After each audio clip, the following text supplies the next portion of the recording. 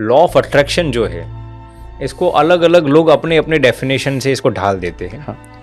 लेकिन यदि spirituality wise में उसके अंदाज से अब बताओ तो एक वाक्य में बताओ तो संकल्प से सिद्धि, जिसको हम कहेंगे संकल्प से सिद्धि, फ्रॉम एफर्मेशंस टू मैनिफेस्टेशंस।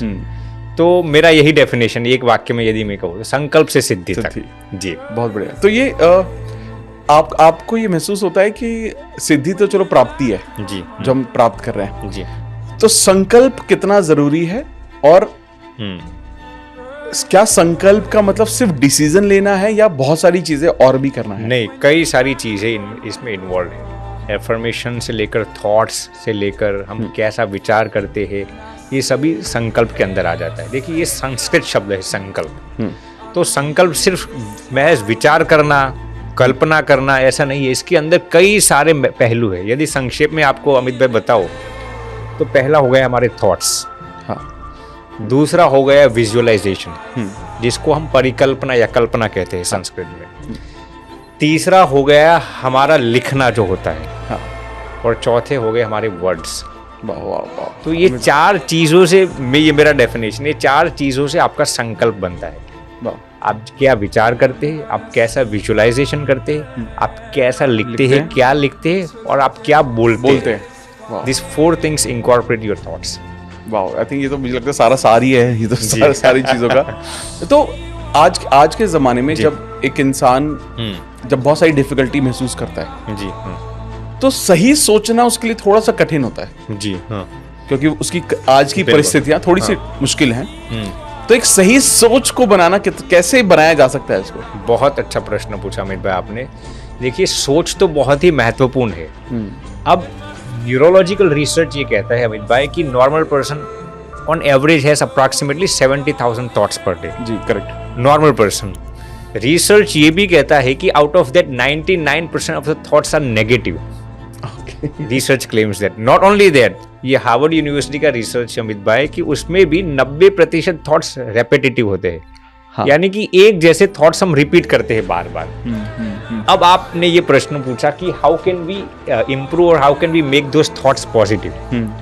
तो ये University of California at Los Angeles का रिसर्च है कि यदि आप केवल पॉजिटिव सोचते रहेंगे ना तो आपके विचार कभी पॉजिटिव नहीं होंगे। उसके लिए University of California at Los Angeles का ही रिसर्च है अमित भाई कि आप जब पॉजिटिव बोलना शुरू कर देंगे ना, पॉजिटिव वर्ड्स आप जब बोलना शुरू कर देंगे तब आपकी सोच आपको भी मालूम नहीं होगा आपको पॉजिटिव बना देगी।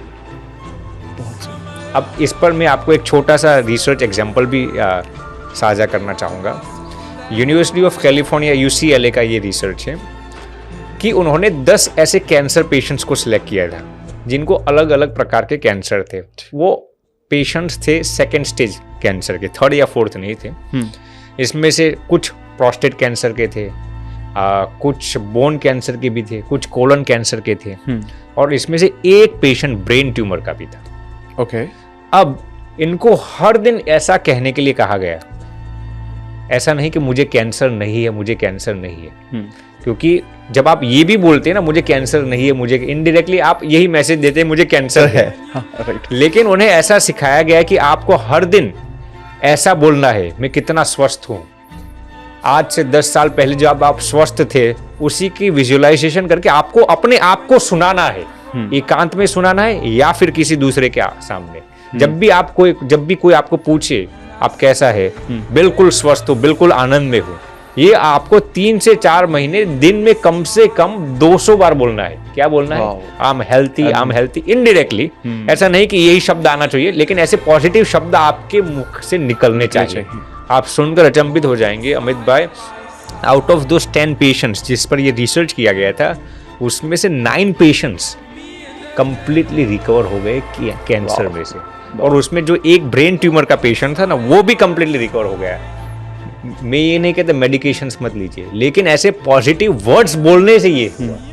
तो ये वर्ड्स के अंदर बहुत ही ताकत है। सबसे पहले आप जो बोलते हैं वो आपके कान ही सुनेंगे ना। तो अपनी नेगेटिव सोच करने का सबसे पावरफुल तरीका रिसर्च ये कहता है कि आप पॉजिटिव वर्ड्स बयां करो। फैंटास्टिक जी, बहुत, आई थिंक ये बहुत अच्छा बोला आपने जी कि सिर्फ सोचने से कुछ नहीं होगा, उनको वर्ड्स में ले आओ। वर्ड्स में ले आओ। जैसे आप वर्ड्स में लाओगे तो वो सारी चीजें अपने और अच्छे से होने लगेगी। और नेगेटिव वर्ड्स आप बिल्कुल यूज मत करो जो भी आप बात कर रहे हो उसमें। जी, वाह, दिस इज अमेजिंग। और उसमें भी जैसे मैंने बताया अमित भाई, नेगेटिव वर्ड्स तो इस्तेमाल नहीं करना, लेकिन मैं बीमार हूं वो तो नहीं बोलना, लेकिन मैं स्वस्थ नहीं हूं वो भी नहीं बोलना। हाँ हाँ। या फिर मैंने पॉजिटिव स्टेटमेंट भी नेगेटिव तरीके से नहीं बोलनी। बिल्कुल सही है जी, बिल्कुल सही, बहुत सही जी। सर।